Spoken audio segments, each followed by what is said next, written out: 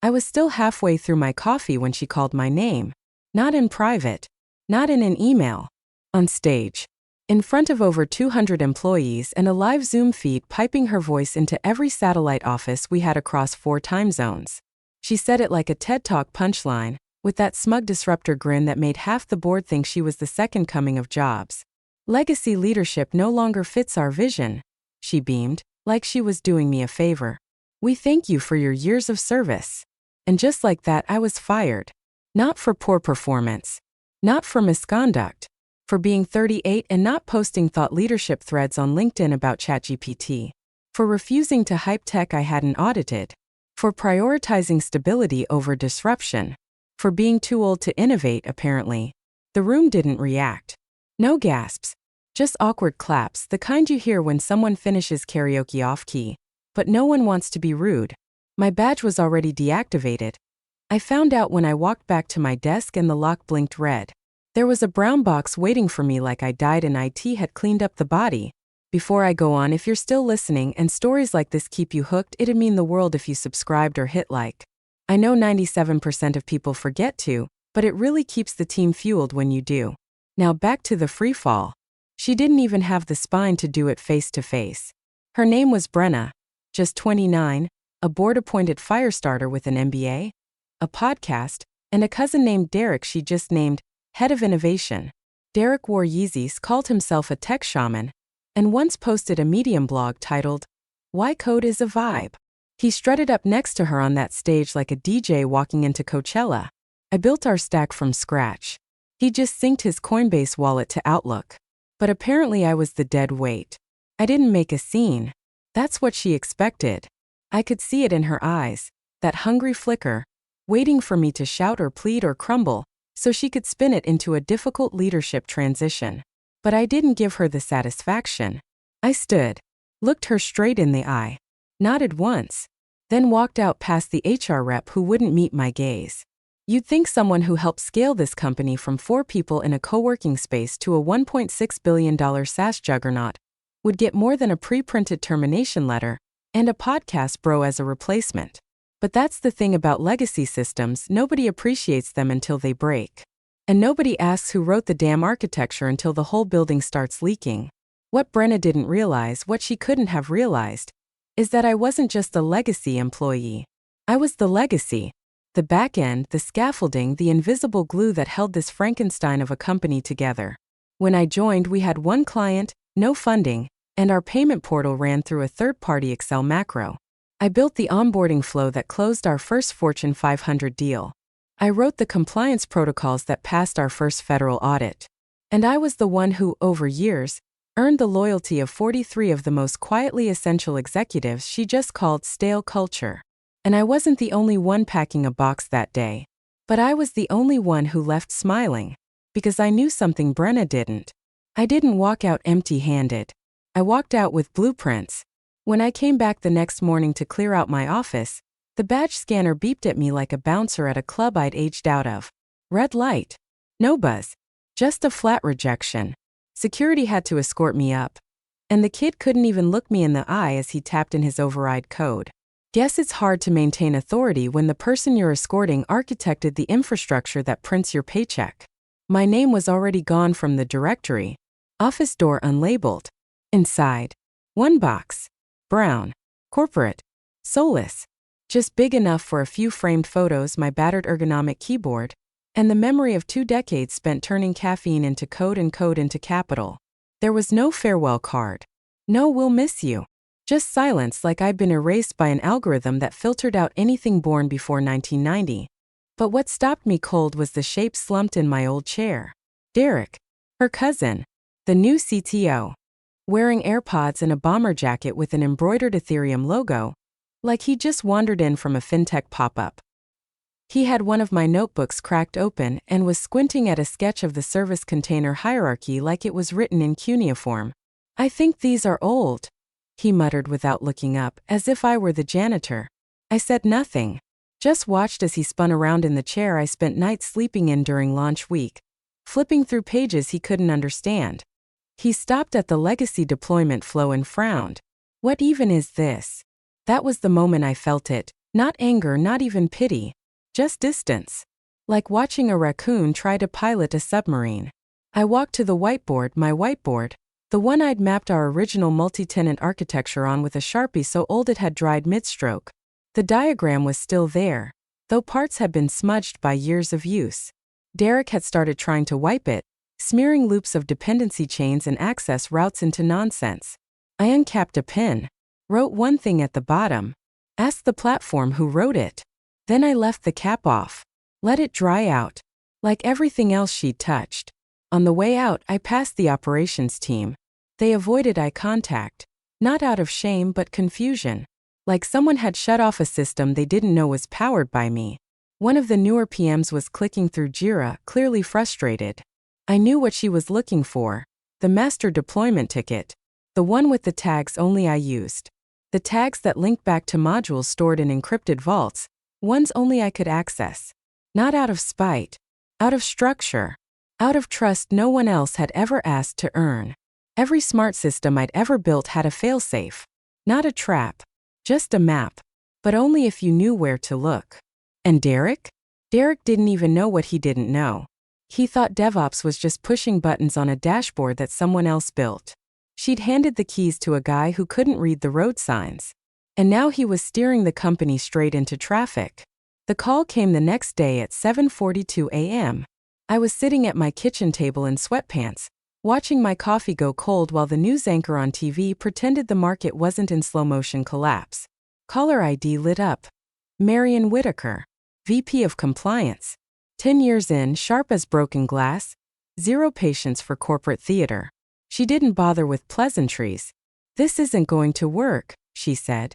No hello. No pause. Just that flat, matter-of-fact tone only someone with an SEC background could pull off without sounding hysterical. I didn't ask what this was. I knew. "Walk me through it," I said instead, sliding the remote aside and flipping open the same black notebook Derek had fumbled through like it was a Sudoku puzzle. Marion exhaled. "Derek's already signed off on an internal vendor contract for a company he has equity in." I didn't flinch. "Which one?" "Something called Neon Forge. UX auditing for AI onboarding flows." "Sounds made up." "It is," I said. Or it was. He tried to pitch it to me 2 years ago at a holiday party after 3 whiskeys and half a vape pen. I told him it was a compliance nightmare waiting to happen. Marion snorted. "Well, it happened. He authorized $400,000 for Phase 1 research yesterday. Used the phrase 'it's all vibes' in the contract review call." I smiled just slightly. "Clause 12B, Marion." Silence. Then a small audible chuckle. "I forgot you wrote that. You're free to exit if you choose. Immediate immunity. Full equity vesting. No breach penalties." "I choose," she said before I finished the sentence. She resigned by lunch. No email blast. No LinkedIn manifesto. Just a clean exit letter submitted to legal, citing incompatibility with emerging governance trends. Which was code for, "I won't stick around and watch a bonfire dressed in buzzwords." You see, back in 2018, after watching our third junior exec get axed for refusing to greenlight a reckless deal, I started planting tripwires. Quiet ones. Legal ones. Lines in the sand buried in governance policy and board minutes, cloaked as continuity clauses and executive autonomy safeguards. Clauses that meant nothing to someone skimming for KPIs, but everything when the wrong person started playing CEO with a cheat sheet from TikTok. Clause 12B was one of my favorites. It allowed any executive to exit cleanly, with benefits intact, if leadership introduced an unresolved conflict of interest in a mission-critical function. It had only been triggered once before, during a brief boardroom shuffle when our old CFO tried to sneak his cousin's investment firm into a restructuring deal. It cost us a week of headlines and him his job. And now, it had a second use. Marion was the first, but not the last. By the time sunset hit, I'd gotten 3 more messages. One Slack DM from someone in product, one encrypted signal ping from our head of partnerships, and one actual letter like handwritten from Saul Richter, our senior legal counsel, who had the elegance of a cobra and a memory like a steel trap. The message was always the same. Clause 12B. Thank you. I didn't respond. I didn't need to. The dominoes weren't falling by accident. I'd set them up that way. By Friday you could smell it. That metallic, quiet dread that settles over a company when something fundamental snaps, and nobody wants to say it out loud. People walked faster through the halls. Office doors stayed closed. The break room fridge, usually a war zone of passive-aggressive sticky notes, stood untouched. No one wanted to admit the obvious. The building was bleeding talent. It started with legal. Saul Richter, 30 years in the game ex-DJ, wrote half the boilerplate language for our contracts, submitted his resignation with a single-page letter and zero fanfare. Brenna barely looked up from her latte when HR mentioned it. "Fine," she said. "We'll find someone younger who doesn't think in Latin." 12 minutes later, Director of Security resigned. No reason given. No last day email. Just a signed document and a cleared desk. His team, who usually treated ops protocol like sacred scripture, went dark on Slack. No updates. No alerts. Nothing. Then came partnerships. One of the few departments that kept us in the black after the Series C round went sideways. All 3 senior leads tendered their resignations within the hour, citing structural instability as the reason. Brenna laughed. "Let them go," she said in the all-hands, chewing through her sentence like it was popcorn. Deadwood leaving. This is the pruning before the bloom. And still the calendar got quieter. Meetings vanished. Recurring syncs? Cancelled. Monday stand-ups? Empty. People started putting vague blocks on their schedules like focus time or wellness check-in, which, in corporate speak, meant avoiding this dumpster fire. The junior staff were the first to whisper it. Overheard in stairwells and outside parking garages. "Is this a layoff? Are we merging? What the hell's going on?" But there was no announcement. No memo. Just resignation after resignation, signed and sealed, like ghosts slipping out of the walls. Meanwhile, in a quiet corner of the internet, my old laptop glowed with activity. I hadn't planned it like this. Not exactly. But I'd kept a private workspace over the years, a little off-grid Slack instance I use for deep project work, side R&D, back when the main company server was too clogged with nonsense to get anything real done. And now, they were joining. One by one. Executives. Architects. Ops leads.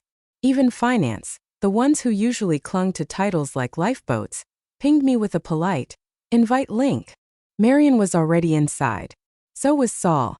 And the security director. I didn't have to recruit them. I didn't promise money or status. Just space. Structure. Continuity. Something they no longer believed existed under Brenna's regime. Inside that Slack, we didn't complain. We planned. We shared notes. Diagrams. Lessons learned. Missed opportunities from the last build. And something more important than all that, resolve. Not to sabotage. Not to wage war. But to rebuild. Cleaner. Tighter. Smarter.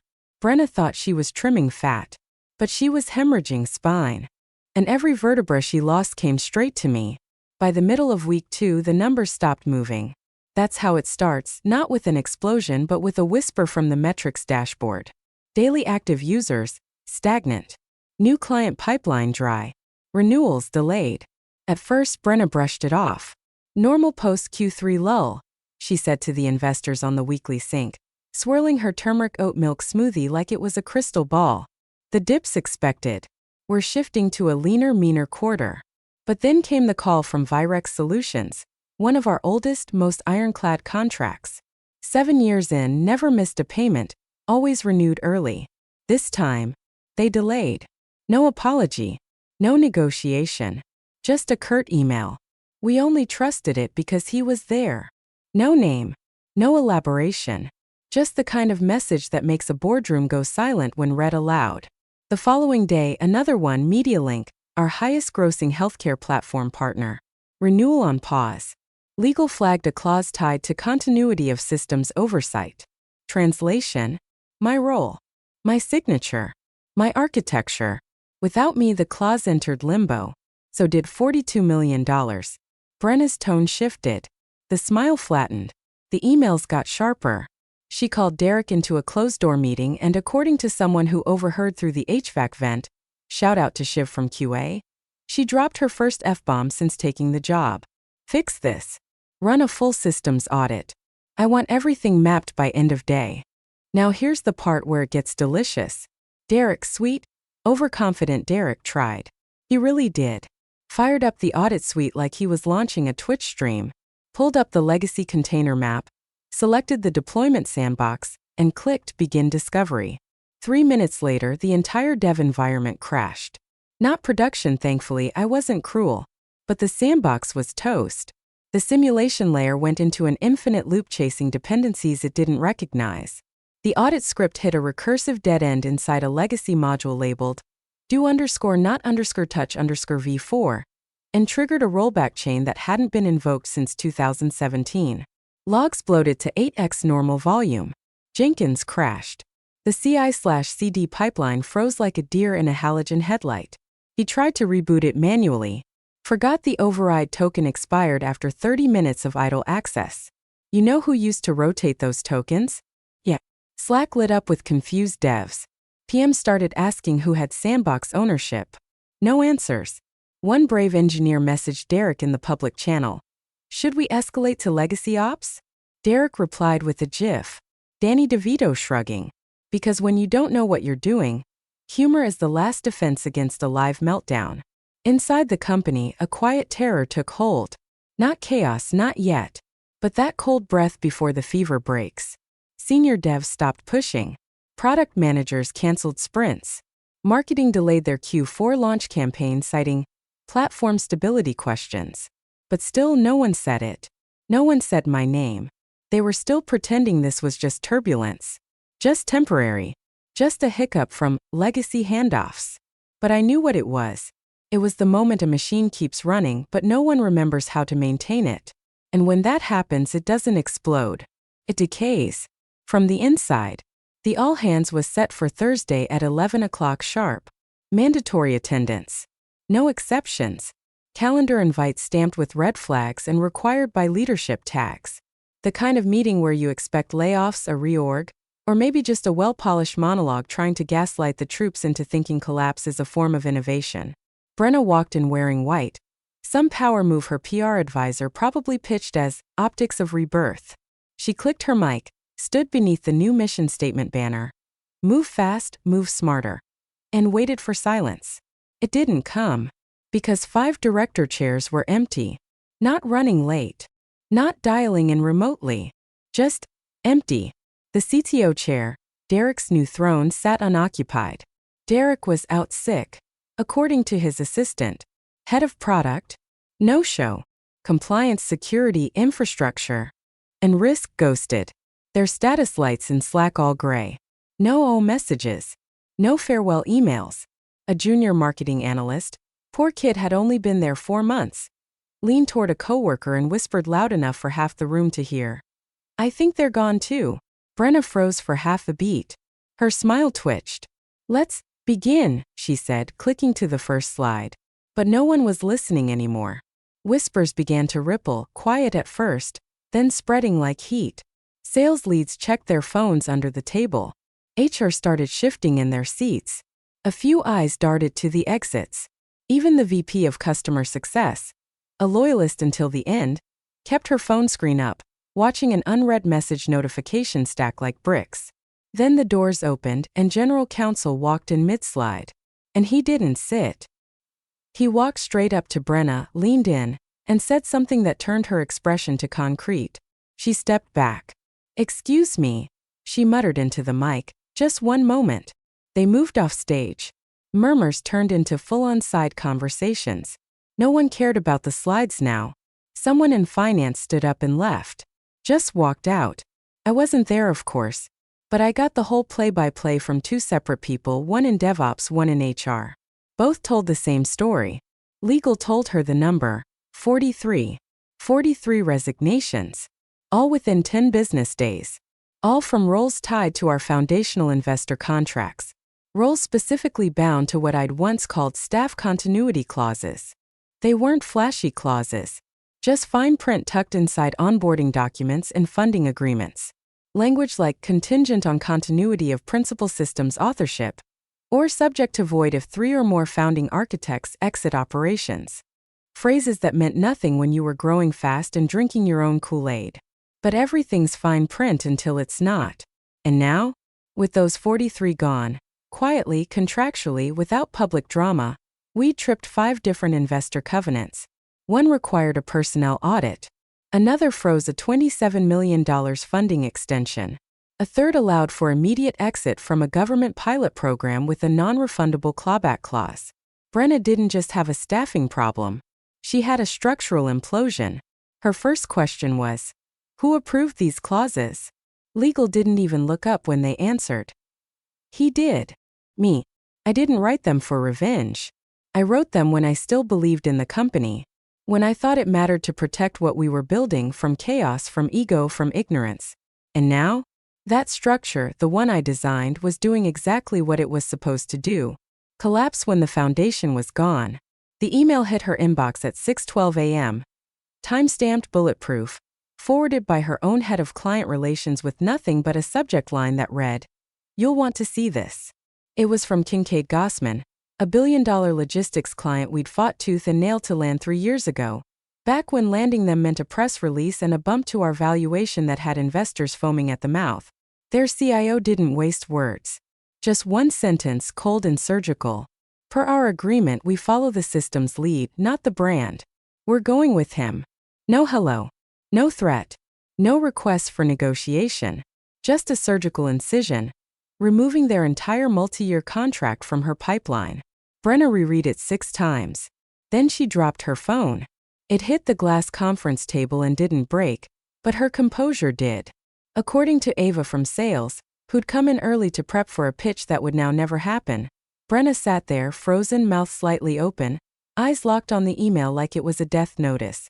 She didn't speak. She didn't blink. Then she scrambled. First call? Legal. Tell them that violates their contract, she barked, already moving toward her office. But legal, down 3 associates in their general counsel, was in no shape to mount anything but panic. One brave intern tried pulling up the original system's governance files to review the client clauses. She clicked through our legacy document vault, got as far as the compliance permissions queue and stopped cold. Locked. The documents weren't corrupted. They weren't deleted. They were encrypted. Archived under a single user ID that no one in the current regime had access to. My user ID. It was still active, somewhere deep in the permissions table. Tied to a deprecated account labeled arch_admin_7. Buried. Untouched. Set to require biometric unlock or direct key from a secure token I hadn't handed over. They tried IT. IT tried DevOps. DevOps laughed, then tried anyway. Password resets bounced. Certificate access revoked itself. MFA codes routed to a private keychain tethered to a vault they couldn't even see. The CEO, our CEO, had just been cut off from the operating memory of her own company. Someone in the room finally said it. We don't have the architecture. Not the diagrams. Not the handbooks. The living knowledge. The interdependencies. The order of operations. The why behind the what. Because I wasn't just a guy who wrote code. I was the one who wrote the way through it. Those legacy compliance docs weren't nice to have backups. They were the legal spine of every contract written between 2017 and 2023, including Kincaid Gossman's. And without them, any bluff she tried was going to collapse under audit. She tried calling me. Twice. The first one went straight to voicemail. No greeting. Just a tone and silence. The second rang 3 times. Then a system prompt. This number is no longer accepting calls. No anger. No message returned. Just absence. Not because I was cruel. Because I was done. Later that afternoon, her assistant, eyes red, voice trembling, tried to schedule an emergency video call with former systems leadership. That's how they phrased it. Like I was some detached limb they hoped to Frankenstein back into place. The invite expired unanswered. Inside the company, panic finally took root. Executives whispered terms like exposure, breach potential, contract nullification. IT tried resurrecting a 6-year-old wiki repo someone thought might have a copy of my original system flowchart. What they found instead was a single line of code written in the footer. // no map without the maker. By end of day, 8 more clients had paused renewals. She still hadn't said my name out loud. But she didn't have to. Everyone else was whispering it. The board met behind closed doors that Monday morning. Unscheduled, unstreamed, and unannounced to staff. Half of them flew in overnight on red ice. The others arrived looking like they hadn't slept since Thursday. One wore the same blazer from the Q2 earnings call. Another still had the airline tag hanging off her purse. There was no breakfast spread. No catered coffee. Just grim faces and one agenda item. Contain the bleeding. They didn't succeed. By noon, internal memos leaked. Not to press, to employees. Screenshots, whispers, Slack DMs. No one trusted leadership to speak anymore. So truth leaked like steam through a failing vent. The headline that spread the fastest was brutal and final. Federal contracts suspended pending leadership review. That alone gutted us. Half our ARR was tied to those compliance-intensive, multi-year government contracts. And without certified systems continuity, without credentialed leadership overseeing the architecture, they evaporated. One agency pulled their deployment mid-pilot. Another froze funds and demanded a full audit. Investors panicked. Emails started landing in executive inboxes by the hour. Phrases like capital at risk, misrepresentation of operational stability, and board misjudgment piled like corpses. One VC even posted a cryptic tweet. No names, no hashtags, just, sometimes pruning kills the tree. By 3:17 p.m., Derek, the ever-visionary crypto-slinging platform vibe evangelist, quietly stepped down. No press release. Just a Slack message with 3 lines. Grateful for the opportunity. Learned a lot. Onward. The same guy who tried to explain to our DevOps team how to rebrand JSON now couldn't even reboot a sandbox without taking down the whole staging server. His resignation didn't stop the decay, just confirmed it. Inside HR, the junior rep scrambled to update org charts, remove access, and prepare new job listings to try and plug the gaping holes. One of them, Rachel, 23, sweet kid, fresh out of a state school, was overheard muttering to her manager as they stood in front of the printer. Why did she even fire him again? Her manager didn't answer. Just stared at the flickering panel on the wall where a system alert still blinked. Sync with legacy directory failed. The irony? It wasn't even malicious. I didn't lock them out of the systems. I didn't crash the servers. I didn't sabotage the code. I left everything functioning because that's what professionals do. But I also left a vacuum. And the gravity of what I built didn't disappear when I did.